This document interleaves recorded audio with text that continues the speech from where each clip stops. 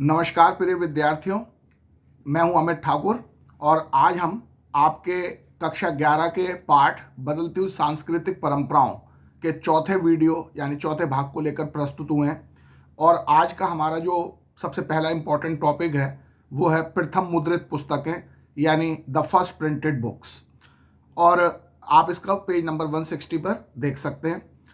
तो प्यारे विद्यार्थियों, हमारा जो पुनर्जागरण का आंदोलन चल रहा था और कितने सक्सेसफुली वो चारों तरफ यानी इटली से शुरू होकर पूरे यूरोप में फैला, तो इसके फैलने में यानी पुनर्जागरण के आंदोलन को, इसकी विचारधारा को, इसके इस बौद्धिक आंदोलन को पूरे यूरोप में फैलाने में जो सबसे महत्वपूर्ण भूमिका जिसने निभाई वो थी हमारी मुद्रण प्रौद्योगिकी यानी प्रिंटिंग टेक्नोलॉजी यानी पुस्तकों का प्रकाशन।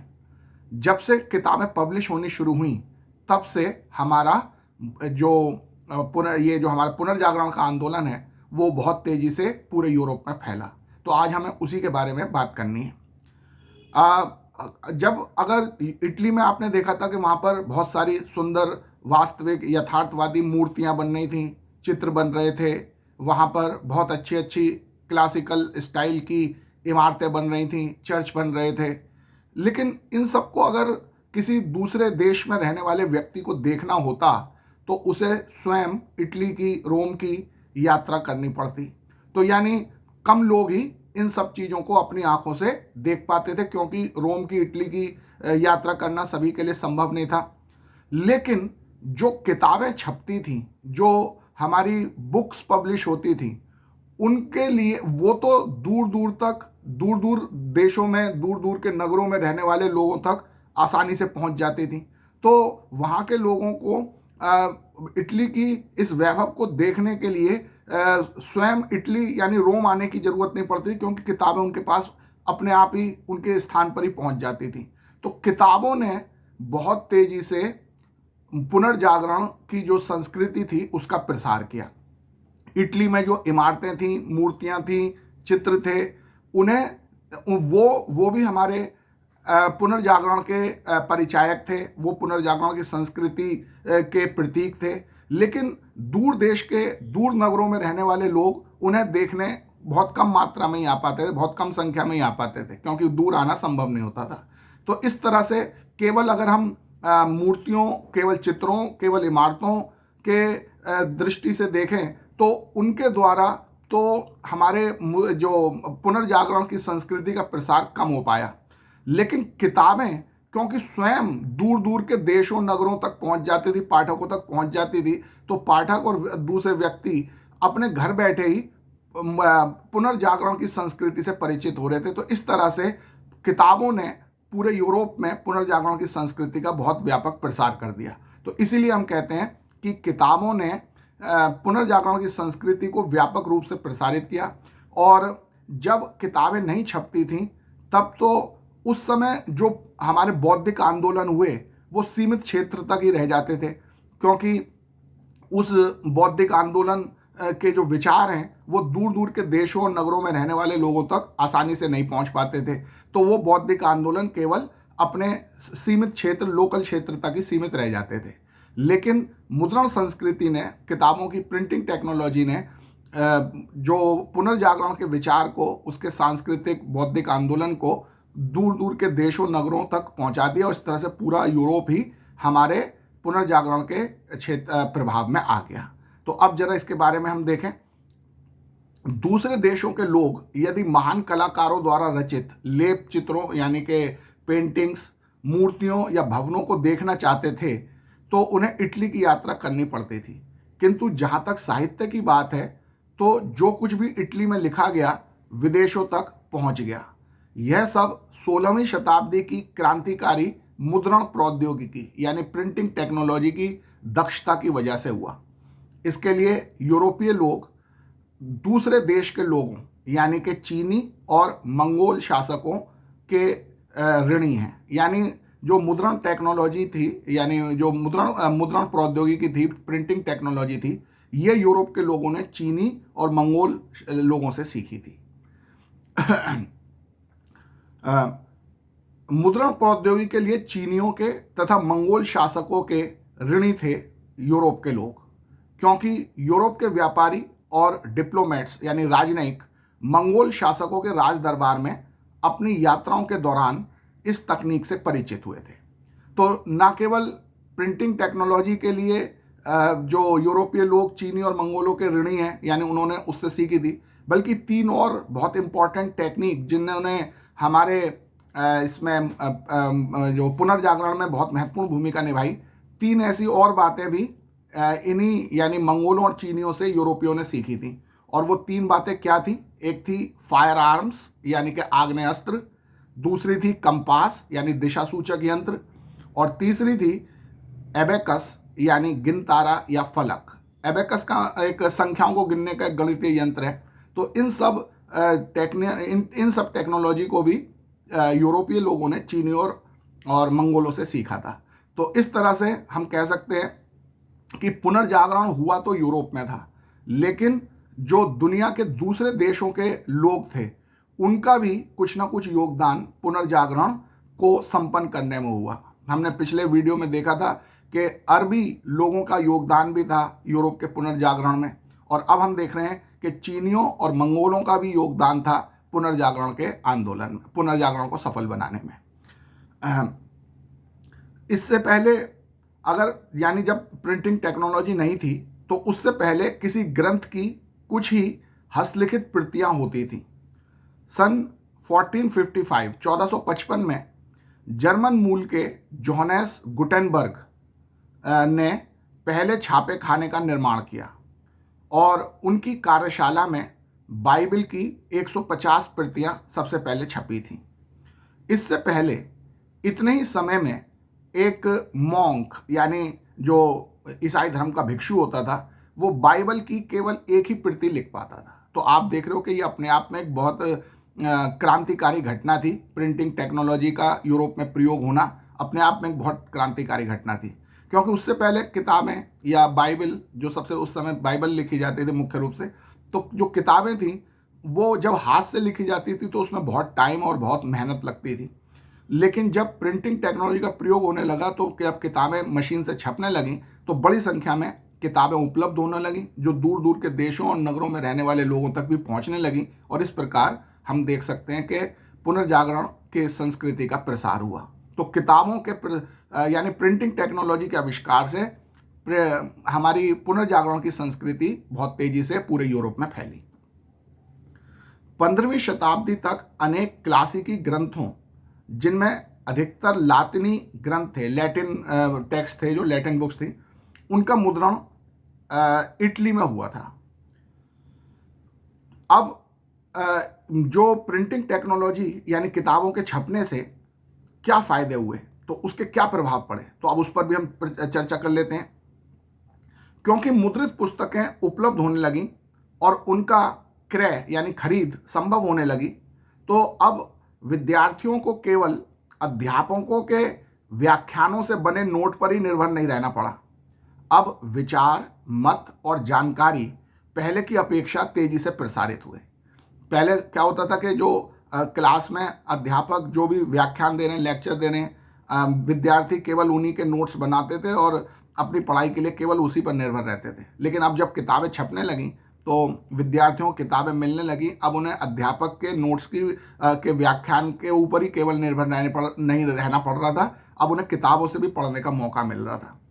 और इसकी वजह से ये हुआ कि किसी भी व्यक्ति के विचार, उसके मत यानी ओपिनियन और जानकारी दूसरे लोगों तक बहुत तेजी से प्रसारित होने लगे किताबों के माध्यम से। नए विचारों को बढ़ावा देने वाली एक नई मुद्रित पुस्तक कई 100 पाठकों के पास बहुत जल्दी पहुंच सकती थी। अब पाठक एकांत में बैठकर पुस्तकों को पढ़ सकता था, क्योंकि वह उन्हें बाजार में खरीद सकता था। इससे लोगों में पढ़ने की आदत का विकास हुआ। तो आप देख रहे हो कि प्रिंटिंग टेक्नोलॉजी का समाज पर यह प्रभाव पड़ रहा है कि क्योंकि किताबें अब सरलता से उपलब्ध हैं तो लोग उन्हें खरीद कर स्वयं पढ़ने लगे एकांत में बैठकर। इससे लोगों की रीडिंग हैबिट्स डेवलप हुई।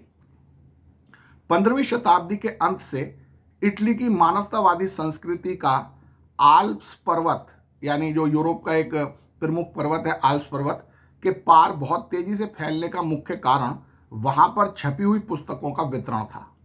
इससे स्पष्ट है कि पहले के बौद्धिक आंदोलन खास क्षेत्रों तक ही सीमित क्यों रहते थे।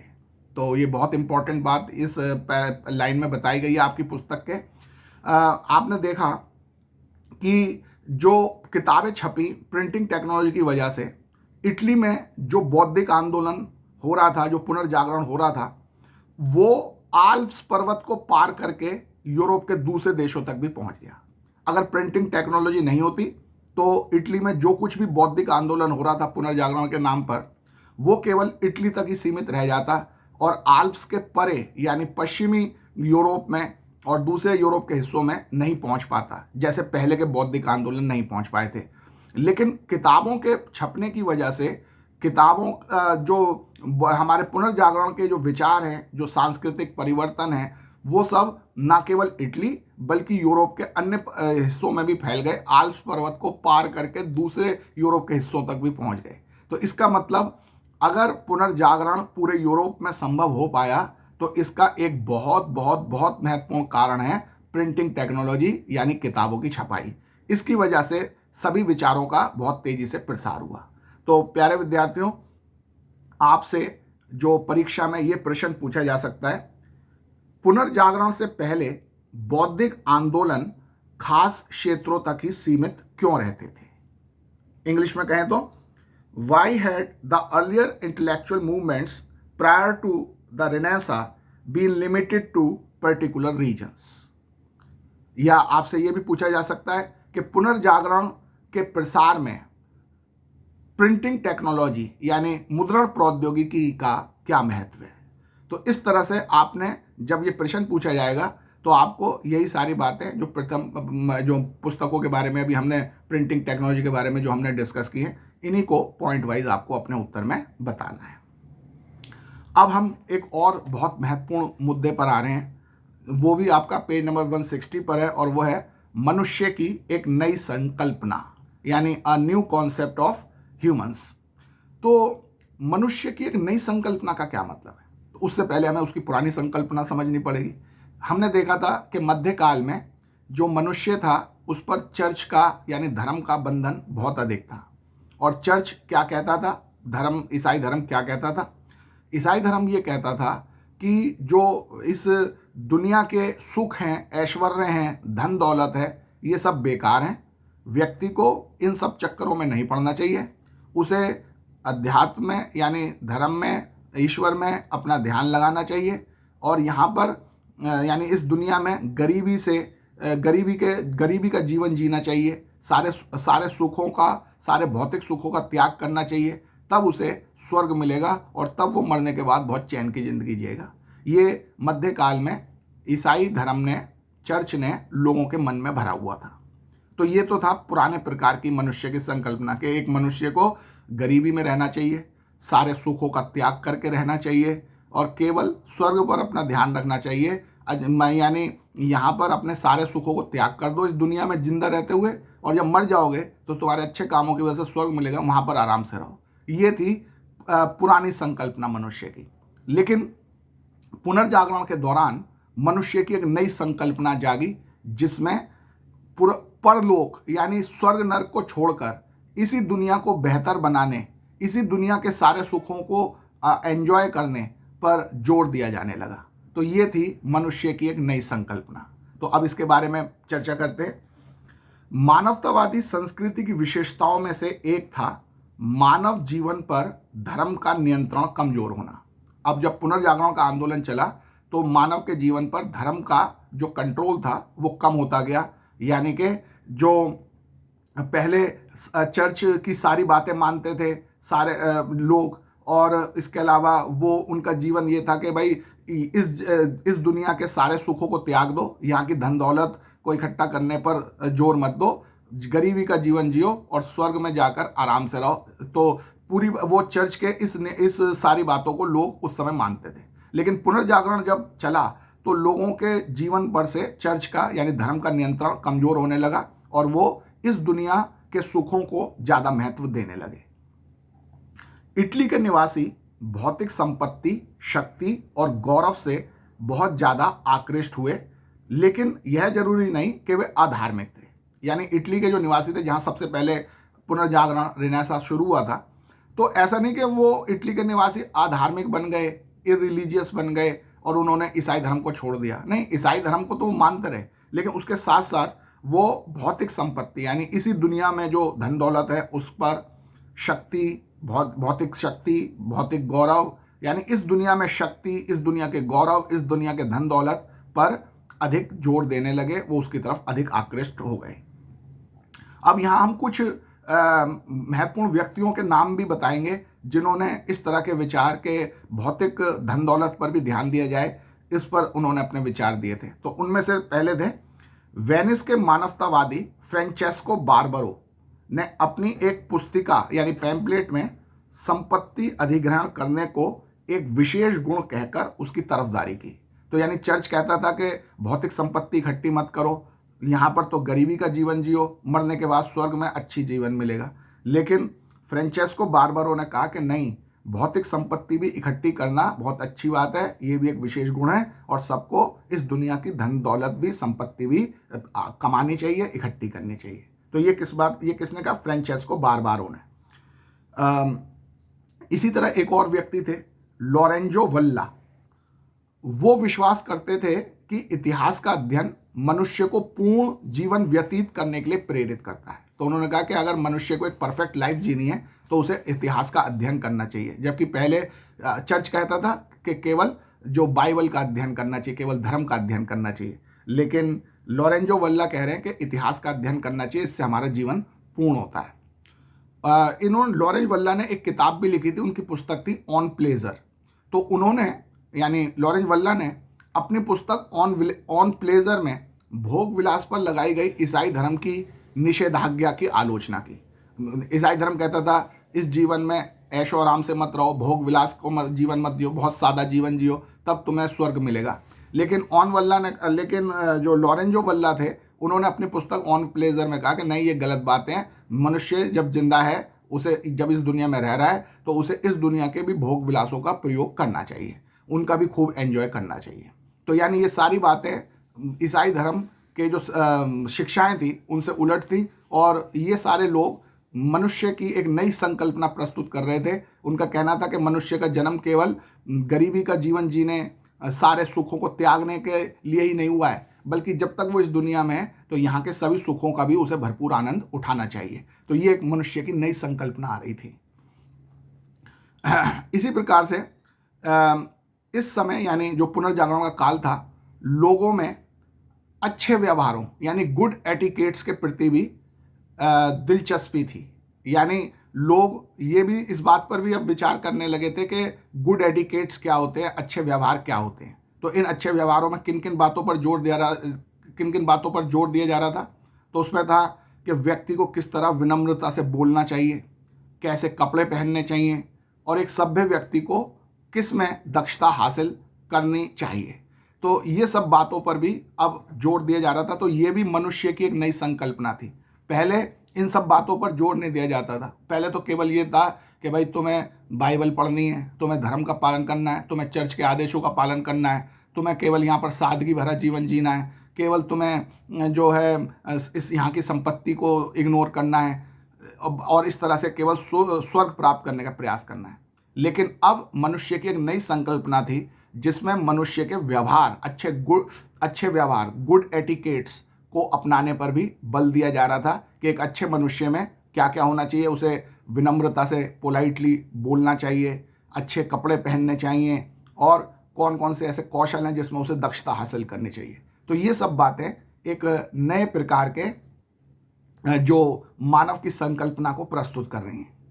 मानवतावाद का मतलब यह भी था कि व्यक्ति विशेष सत्ता और दौलत की होड़ को छोड़कर अन्य कई माध्यमों से अपने जीवन को रूप दे सकता है।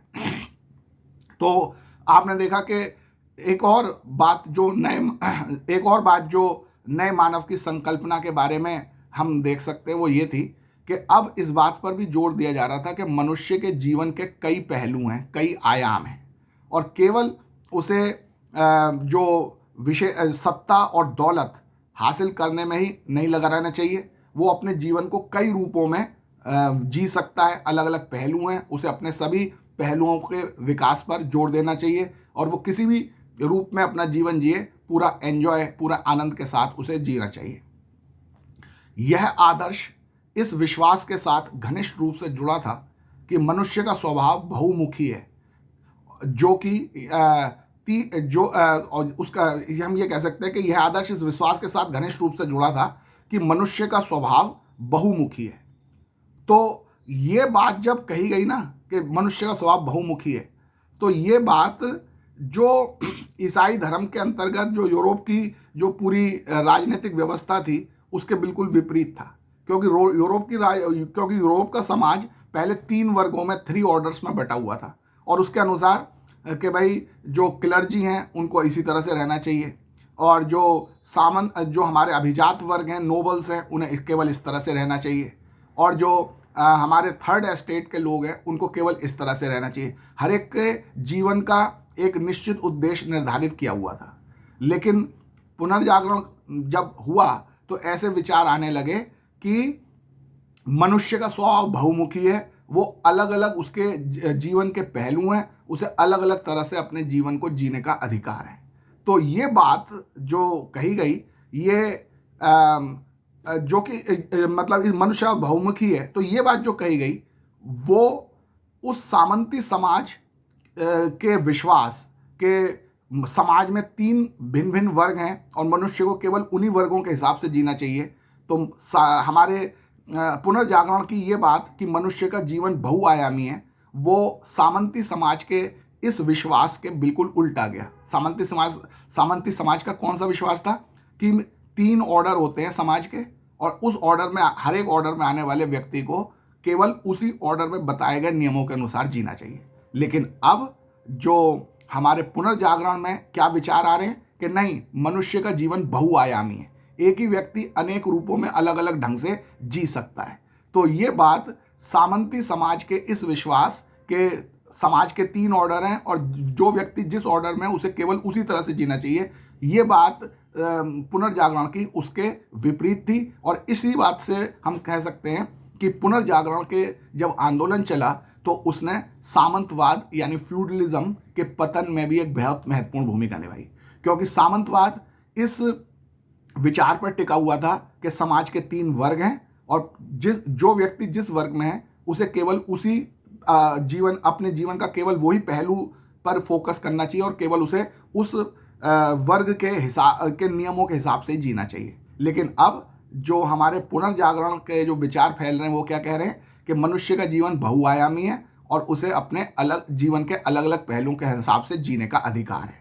तो हमारे पुनर्जागरण का ये विचार फैल रहा था वो सामंती समाज के आदर्शों के, उनके विश्वास के बिल्कुल विपरीत था। और इसी तरह से हम देखते हैं कि जैसे जैसे हमारा पुनर्जागरण का आंदोलन फैलता गया तो साथ ही साथ हमारा जो सामंतवाद की जो व्यवस्था थी वो धीरे धीरे खत्म होती चली गई। तो एक चीज़ दूसरे से रिलेट है, इसे हमें इस तरह से समझना चाहिए। अब प्यारे विद्यार्थियों, मैंने आपको पहले भी बहुत बार बताया है कि आपकी पुस्तक में जो बीच बीच में बॉक्स दिए होते हैं जिसमें कुछ एक्स्ट्रा जानकारी होती है वो बहुत महत्वपूर्ण है। वो स्रोत हैं, वो प्राइमरी सोर्सेज होते हैं और वो आपको इसलिए दिए जाते हैं ताकि आप उनको देखकर समझ सकें कि इतिहासकार कैसे कार्य करते हैं। ये प्राइमरी सोर्स इतिहासकारों को मिलते हैं और इतिहासकार इनका अध्ययन करते हैं, इनका विश्लेषण करते हैं, इनका एनालिसिस करते हैं और फिर उसके आधार पर वो उस समय के इतिहास के बारे में, उस समय की जो समाज है, संस्कृति है, अर्थव्यवस्था है, उसको जानने का प्रयास करते हैं और इस प्रकार वो इतिहास हमारे सामने रखते हैं। तो 11वीं 12वीं की कक्षाओं में विशेष रूप से आपको बॉक्सेस में प्राइमरी सोर्स इसलिए दिए गए हैं क्योंकि आप भी अब अपने एक प्रोफेशनल लाइफ की तरफ बढ़ रहे हैं। 11वीं 12वीं में जो इतिहास लेता है तो ये माना जाता है कि वो अपना करियर इतिहास के क्षेत्र में बनाएगा। तो इतिहास के क्षेत्र में इतिहासकार बनने के लिए आपको क्या करना पड़ेगा, इतिहासकार कैसे काम करते हैं, ये दिखाने के लिए आपको ये प्राइमरी सोर्स आपकी किताब में दिए जाते हैं जिससे आपको पता चल सके कि इतिहासकार को ये प्राइमरी सोर्स मिला और उसने एनालिसिस करके उस काल के, उस समय के बारे में ये इतिहास हमें लिख कर दिया है जो कि पुस्तक में हमारे सामने उपलब्ध है। तो इसलिए हमें उन प्राइमरी सोर्सेज को भी पढ़ना चाहिए इतिहासकारों के कामों की विशेषता को समझने के लिए। और दूसरा जो सबसे महत्वपूर्ण उद्देश्य है इन प्राइमरी सोर्सेज को पढ़ने का, वो है कि ये प्राइमरी सोर्स यानी ये बॉक्स में जो आपको पैराग्राफ दिया होता है, ये बॉक्स के ही पैराग्राफ उठा के आपकी किताब में पैराग्राफ वाले प्रश्न पूछे जाते हैं। आपको याद है ना, पता है ना कि लास्ट के 3 जो प्रश्न होते हैं वो पैराग्राफ वाले प्रश्न होते हैं, जिन्हें हम कॉम्पिटेंसी बेस्ड क्वेश्चन कहते हैं। ये 3 प्रश्न आएंगे 4-4 नंबर के। तो वो पैराग्राफ आते कहाँ से हैं जो परीक्षा में आपसे पूछे जाते हैं? वो पैराग्राफ और कहीं से नहीं, बल्कि आपकी पुस्तक में जो बॉक्स में लिखा हुआ है वही चीज पैराग्राफ के रूप में परीक्षा में पूछी जाती है। तो इसलिए आपको इन बॉक्सेस को बहुत ध्यान से पढ़ना है और ये देखना है कि इनको एग्जाम में जब ये पूछे जाएंगे, ये पैराग्राफ देके इनसे संबंधित प्रश्न पूछे जाएंगे, तो हम इसका उत्तर कैसे दे सकें। और एक और बहुत महत्वपूर्ण बात है, आजकल क्योंकि कॉम्पिटेंसी बेस्ड क्वेश्चंस का जमाना है, तो पहले क्या होता था कि जो परीक्षा में आपको पैराग्राफ दिया जाता था और जो उससे आधारित प्रश्न पूछे जाते थे, उन प्रश्नों के उत्तर आपको पैराग्राफ में मिल जाते थे। लेकिन अब ऐसा नहीं है, क्योंकि अब कॉम्पिटेंसी बेस्ड क्वेश्चन पूछे जाते हैं। तो अब कैसे आएगा? पैराग्राफ दिया जाएगा, लेकिन आप उन प्रश्नों के जो पैराग्राफ पे आधारित प्रश्न होंगे, आप उन प्रश्नों के उत्तर केवल तभी दे पाएंगे जब आप इस बॉक्स को किताब के मेन टेक्स्ट से रिलेट करके पढ़ेंगे और उन सारी बातों को याद रखेंगे, तब आप उन प्रश्नों के उत्तर दे पाएंगे। अब केवल आप पैराग्राफ में से उन प्रश्नों के उत्तर नहीं ढूंढ पाओगे, केवल पैराग्राफ में उन प्रश्नों के उत्तर नहीं मिलेंगे। पैराग्राफ के साथ साथ जो किताब का मेन टेक्स्ट है उससे रिलेट करके जब आपने इन चीज़ों को समझा है, तब आप इन प्रश्नों का उत्तर दे पाएंगे। तो ऐसा ही एक पैराग्राफ हम ले रहे हैं आपको परीक्षा के लिए अभ्यास कराने का। पेज नंबर 161 पर है, निकोलो मैकियावेली का जो ग्रंथ है द प्रिंस, उसके 15वें अध्याय में मनुष्य के स्वभाव के बारे में उसने कुछ लिखा है। तो वो बात आपको यहाँ पर बॉक्स में दे रखी है। तो ये आपको पढ़ना है पूरा पैराग्राफ, और उसके बाद फिर इस पर आधारित आपसे मैं कुछ प्रश्न पूछूंगा, ये बताने के लिए कि परीक्षा में आपसे ये पैराग्राफ, ये जो बॉक्स है उसमें लिखी बातें पैराग्राफ के रूप में दी जाएंगी और फिर आपसे कुछ प्रश्न पूछे जाएंगे। तो पैराग्राफ तो आप खुद पढ़ें अपनी किताब से, निकोलो मैकियावेली का ग्रंथ प्रिंस वाला जो बॉक्स है उसमें से, और फिर अब मैं आपसे प्रश्न पूछ रहा हूँ इस पैराग्राफ पर आधारित, आपको उनके उत्तर बताने। तो इस पैराग्राफ को पढ़ने के बाद जो पहला प्रश्न बनता है वो ये है कि उपरोक्त विवरण किस पुस्तक से लिया गया है? From where is the given description taken? तो ये इसका उत्तर तो आपको पैराग्राफ से मिल जाएगा, क्योंकि इसमें साफ साफ लिखा गया है कि निकोलो मैकियावेली ने अपने ग्रंथ द प्रिंस के 15वें अध्याय में मनुष्य के स्वभाव के बारे में लिखा है। तो इसका मतलब ये पैराग्राफ कहाँ से लिया गया है? ये पैराग्राफ लिया गया है निकोलो मैकियावेली के ग्रंथ द प्रिंस से। तो आपको अपने उत्तर में परीक्षा में ये लिखना है। तो पहला उत्तर तो आपको इसी पैराग्राफ में से मिल गया। अब जरा दूसरे प्रश्न पर विचार करें। मनुष्य की इच्छाएं अपूर्ण क्यों रह जाती हैं? Why human desires are insatiable? ये बात जब आप पूरा पैराग्राफ पढ़ोगे, जो बॉक्स में लिखा पूरा पैराग्राफ पढ़ोगे, तो अंत में इसका उत्तर मिलेगा। अब बताइए आप कि आपने पैराग्राफ पढ़ के क्या पता लगाया, मनुष्य की इच्छाएं अपूर्ण क्यों रह जाती हैं? तो चलिए मैं ही बता देता हूँ। मनुष्य की इच्छाएं इसलिए अपूर्ण रह जाती हैं क्योंकि पैराग्राफ में लिखा है, क्योंकि इसका प्रमुख कारण है कि मनुष्य अपने समस्त कार्यों में अपना स्वार्थ देखता है, सेल्फ इंटरेस्ट देखता है। इस वजह से उसकी इच्छाएं अपूर्ण रह जाती हैं। ये बात आपके पैराग्राफ में सबसे लास्ट में लिखी है। ऐसे ही एक तीसरा प्रश्न लेते हैं। निकोलो मैकियावेली मनुष्य के स्वभाव के बारे में क्या लिखते हैं? What did Niccolo Machiavelli write about the human nature?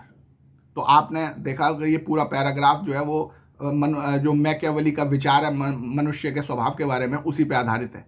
तो क्या पता लगाया आपने कि मैकियावेली क्या लिख रहे हैं मनुष्य के स्वभाव के बारे में? तो चलिए इसको भी मैं उत्तर बता देता हूँ। मैकियावेली लिखते हैं कि मनुष्य स्वभाव से ही बुरा है और वह अपने दुष्ट स्वभाव को प्रदर्शित करने के लिए सदैव तत्पर रहता है। हमें जब भी उसे मौका मिलता है वो अपना बुरा स्वभाव जरूर दिखा देता है। तो ये बातें उसने मनुष्य के बारे में लिखी हैं। तो इस तरह से आपने ये बात समझी कि हमारे जो परीक्षा में जो लास्ट के 3 प्रश्न होते हैं, मैप से पहले के जो लास्ट के 3 प्रश्न होते हैं, 31, 32, 33, जो 31st, 32nd, 33rd क्वेश्चन जो होते हैं वो कॉम्पिटेंसी बेस्ड क्वेश्चन होते हैं, पैराग्राफ पे आधारित प्रश्न होते हैं। और वो पैराग्राफ कहाँ से आते हैं? जो आपकी बुक में, आपकी किताब में जो बॉक्सेस दे रखे हैं उसमें जो लिखा है वही पैराग्राफ के रूप में आपसे पूछा जाता है। और जैसे मैंने बताया कि अब आपको केवल पैराग्राफ से ही उन प्रश्नों के उत्तर नहीं मिलेंगे जो वहाँ पूछे जाएंगे परीक्षा में। आपको इन पैराग्राफ को किताब से जो मेन टेक्स्ट है उससे रिलेट करके बातों को समझना पड़ेगा, तब जाके आप उन प्रश्नों के उत्तर दे पाएंगे। तो आज के वीडियो में हम यहीं तक की चर्चा करते हैं और मुझे आशा है कि आपको आज का वीडियो बड़ा उपयोगी लगा होगा, परीक्षा की तैयारी से भी और समझने की दृष्टि से भी। तो इसके प्रश्न जो बताए थे मैंने वो सब आपको करने हैं। एक प्रश्न मैं आपको और बता रहा हूँ, जो आपके मनुष्य की नई संकल्पना पर आधारित जो अभी हमने डिस्कशन किया था उस पर क्या क्वेश्चन पूछा जा सकता है। उसमें क्वेश्चन ये पूछा जा सकता है, पुनर्जागरण काल में मनुष्य की कौन सी नई संकल्पना विकसित हुई? What new concept of human beings did develop during the Renaissance period? तो ये प्रश्न भी आपको करना है और ये सब अपनी कॉपी पे आप लगातार करते रहें और हम अगले वीडियो में आपसे किसी नए मुद्दे पर चर्चा करने जल्दी मिलेंगे। तब तक के लिए सभी को नमस्कार।